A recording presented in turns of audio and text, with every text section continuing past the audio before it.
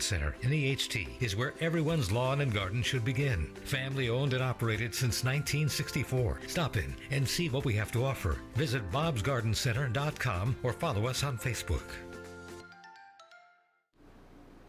Happy Tuesday, everyone. Meteorologist Brittany Trumpy here. It is a beautiful day out there. There's lots of sunshine. People are down the shore right now. We're taking a look out towards Margate. A couple of people in the water, lots of people on the sand. It is warm out there, but it is comfortable overall. And one of the big factors for that is the lack of humidity. Temperatures are definitely on the warmer side. We're back up into the 80s.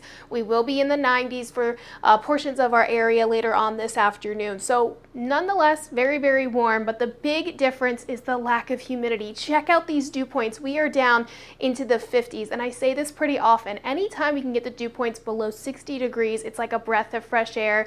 Everything just feels a little bit lighter, and you're able to kind of move about your day without feeling so stuffy and muggy. Now, overnight tonight, we will not be as cool as we were for last night. One of the reasons being improving or increasing humidity. As early as the overnight hours tonight, we're going to see a lot of moisture start to move in, and we're going to turn a corner towards a much more muggy, hot, and even stormy day on the way for tomorrow. First half of the day does look dry. We're going to be in the 90s. Those dew points are going to be back up into the 60s and 70s, and that humidity, it's going to act as a battery to fuel some potentially severe thunderstorms that are on the way for tomorrow afternoon and into the evening. So here's the setup. Right now, we don't really have any big features across our area. There's a big complex of storms kind of moving across the Great Lakes. Some of that moisture is going to try to move in later on this evening. If you see a quick little sprinkle, it's just because of that, but we're not expecting really too much activity with that. But that's going to help to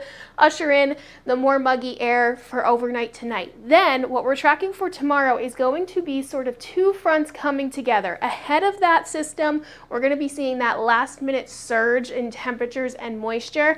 And then as those fronts roll across our area, that's when we're going to see the opportunity for strong, even severe thunderstorms. You can see it's part of a much larger line of storms stretching all the way from Connecticut, Rhode Island, back down towards almost North Carolina. This is going to be a really large, complicated system as it rolls across our area. Once we clear that front, though, some much nicer weather is on the way for your Thursday, your Friday, and even into your Saturday. So let's talk about tomorrow specifically. Timing-wise, for pretty much the whole first half of the day, you're looking good.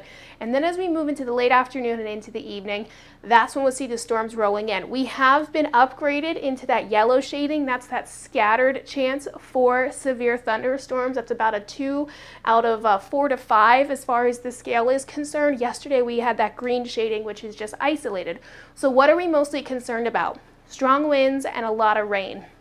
We are very dry across our area, so any moisture that we do have, it's not really going to be absorbed into that soil. Our soil's sort of hydrophobic right now, so a lot of runoff, frequently flooded areas, those roadways that always have problems, are going to be flooded for tomorrow. It's going to be really high rain rates over a very short period of time. The wind is also going to be a big concern. In fact, for our area, we got that 15% chance for damaging winds for tomorrow as that front moves across our area.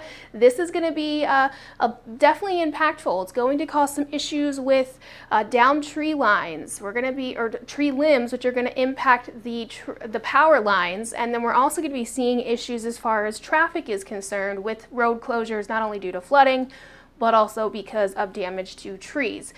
The good news is Thursday during the day, we turn that corner. We will be more comfortable. We're going to be seeing those storms stick around into the early morning hours for Thursday, but then the rest of the day is dry. Friday looks great. Saturday looks wonderful. Sunday is where we start to see another round of hot and humid conditions, and the temperature is getting back up into the 90s, and then next week looks good. Okay, I hope you guys enjoy the rest of your afternoon. I'll check back in with you later on this evening.